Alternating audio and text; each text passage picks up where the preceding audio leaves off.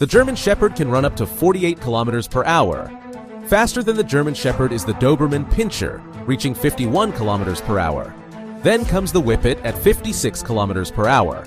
The Borzoi, also called the Russian Wolfhound, pushes it further, 58 kilometers per hour. The Dalmatian, famous for running with horses, hits 60 kilometers per hour. The Vizsla tears across the ground at 64 kilometers per hour. The Afghan Hound is just a bit faster, 65 kilometers per hour.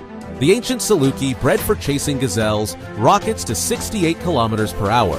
And finally, the champion of speed, the Greyhound. It can sprint up to 72 kilometers per hour, making it the fastest dog in the world.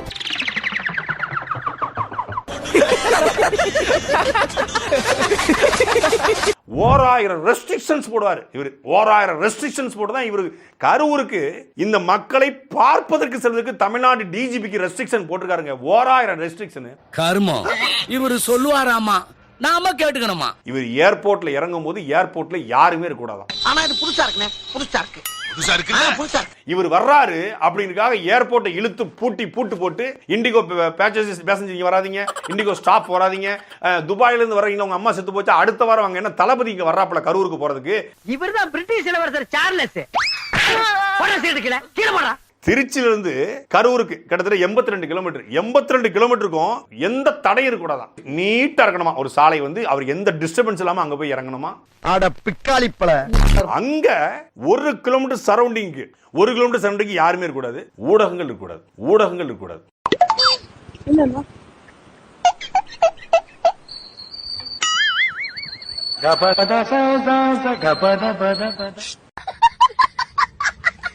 யாரும் photo எடுக்கக்கூடாது. சமஞ்ச புள்ள இவரை photo எடுத்து வெளியே போட்டா அப்படியே பொண்ணு கட்ட 50 பேர் குமிஞ்சிருவான். சமஞ்ச புள்ள இப்ப நீ வெளியே வந்தா நீ தனி ஆள் கிடையாது, நீ ஒரு அடையாளம். நீ ஜெயிச்சா உன்ன மொட்டைக்கு கிடைக்கிற அத்தனை பொண்ணுங்களும் ஜெயிச்ச மாதிரி வெளியே வா. இன்னைக்கு ஈவினிங் 5 மணிக்கு உனக்காக வெயிட் பண்ணுவேன். இதோட கொடுமை தெரியுமில்ல, துக்கம் விசாரிக்கும் வீடுகளை தவிர மத்த வீட்டுல யாரும் இருக்க கூடாது. எவ்வளவு ஏத்தம் பாருங்க. இப்படி ஒரு ரெஸ்ட்ரிக்ஷனை டிஜிபிக்கு கொடுக்கறாரு அப்படின்னா அவர் எந்த மாதிரி மனநிலை கொண்ட தலைவர்? இவன் பெரிய மென்டல் நினைக்கிறேன். அந்த ஜோக்கர் பையன் நம்ம காதை புடிச்சு குறவலை கடித்துக்குள்ள வா ஓடி போயிடலாம். வீடியோ கால்ல பேசுறத வீடியோ எடுக்காதீங்க, வீடியோ கால்ல பேசுறத போட்டோ எடுக்காதுன்னு சொல்லிட்டு வீடியோ கால்ல பேசுறத வீடியோ எடுத்து என்ன தவம் செஞ்சு புட்டோம் நந்தங்காய் புட்டோ பாவி நானும் பொண்ணா பிறந்த பாவமா அதை வச்சு ஒரு வீடியோ போட்டுட்டு இருக்காங்க. இவங்க எந்த மாதிரியான ஆட்கள்? இவர் வீடியோ காலில் வரக்கூடிய தலைவர் அல்ல மாதேஷ், வீட்டிற்கே வரக்கூடிய தலைவர். என்ன அவன் ஒரு படம் எடுக்கிறான். அந்த படத்துக்கான இந்த ஜனநாயகன் படத்துக்கான சினிமா ஷூட்டு தாங்க இது. அப்படியா? எப்படிப்பா? அதான் சொல்றாங்களே 63 இந்த மேல பறந்து எடுப்பாங்களேன்னா ட்ரோன் ஷாட். 63 கேமராங்க, 63 இது பறந்துருக்க.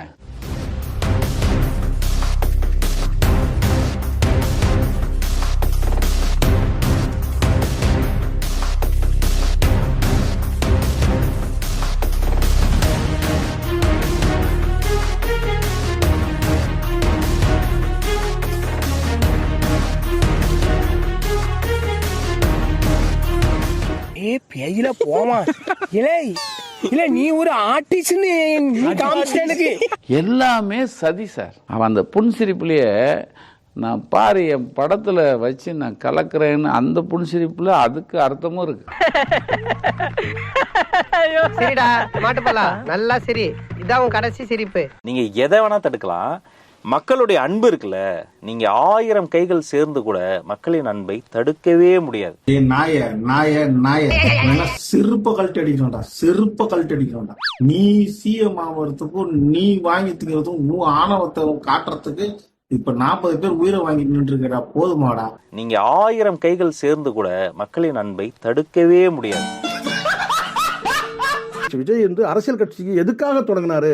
உண்மையிலே மக்களுக்கு நல்லது செய்தான் தொடங்கினாரா? இல்லவே இல்லை. கடைசியில் என்ன கேட்டீங்கன்னா ஒரு 2 நடிகை கிட்ட சவால் விட்டாரு. இவ்வளவுதான் சத்தியமான உண்மை.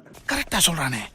இது அப்படியே ஊருக்குள்ள தண்டாரப்பட சொல்லுங்கடா, நல்லா இருக்கும். உங்ககிட்ட பணம் இருக்கு, புகழ் இருக்கு, அதிகாரம் இல்லையே அப்படின்னு சொல்லும் போது அந்த அதிகாரத்தை நான் பிடிச்சு காட்டுறேன். 2 நடிகைகள் கிட்ட அவர் சவால் விட்டார். இதுக்கெல்லாம் பேர் எனக்கு தெரியுமா? விஜய் என்ன ஆகணும்? நாங்க சிஎம் ஆக்குவோம். எப்படி சிஎம் ஆவான்? உங்க கட்சிக்குன்னு ஒரு கொள்கை இல்ல, பிரஸ் மீட் கொடுக்க தைரியம் இல்ல, எப்படி ஆக்குவீங்க? ஸ்கூல் போவீங்களா இல்ல கட்சி ஆபீஸ் போவீங்களா? சிஎம் ஆக்குவோம். விஜய் அண்ணா, விஜய் நான் கேரியரின் உச்சம். 500 கோடி, 700 கோடி, மில்லியன் லைக்ஸ். சிஎம் ஆகணும். விஜய் அண்ணா சிஎம் ஆகணும்.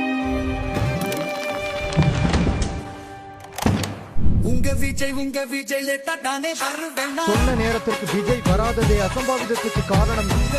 உங்க விஜய் தப்பிச்சுத்தான் ஓடுவேனா? உங்க விஜய் தத்திரிகளின் தலைவனா? உங்க விஜய் லேட்டானே வருவேனா? அண்ணான்னு அழைச்சாலும் திரும்பவே மாட்டான். தண்ணிய கேட்டாலும் பிச்சை மாறி போடுவான். நெருங்காம பவுன்சர வச்சுப்பான். நீருத்தான் வந்தாலும் தூக்கி போட சொல்லுவான். முட்டாளுங்க கூட்டத்தை சேர்த்து தலைவன்னு நினைச்ச புள்ள போதாதுன்னு அவங்களையும் பெரிய தீ பார்க்கிற மெல்ல. வண்டியில வரானே பண்ணாரு நீதானே, சின்ன போல சிரிச்சிருக்கானே. மக்களோட உயிரத்தான் கண்டுக்காம இருக்கானே, ரூல்ஸ் போட்டா மதிக்காம இருக்கானே.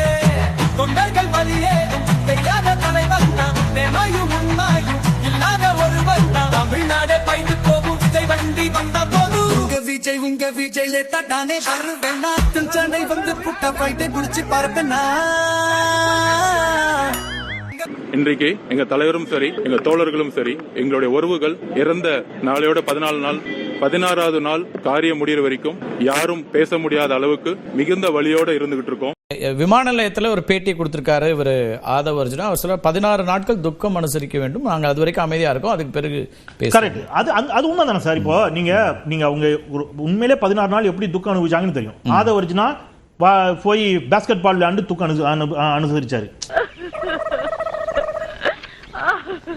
டேராடூனுக்கு போனார்ல, எவ்வளவு கடும் மனவேதனையில அவர் போய் அந்த டோர்னமெண்ட்டுக்கு போனார்.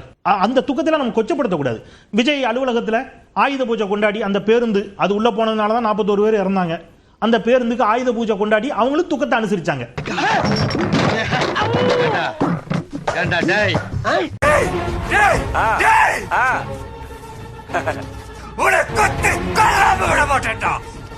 சரிவா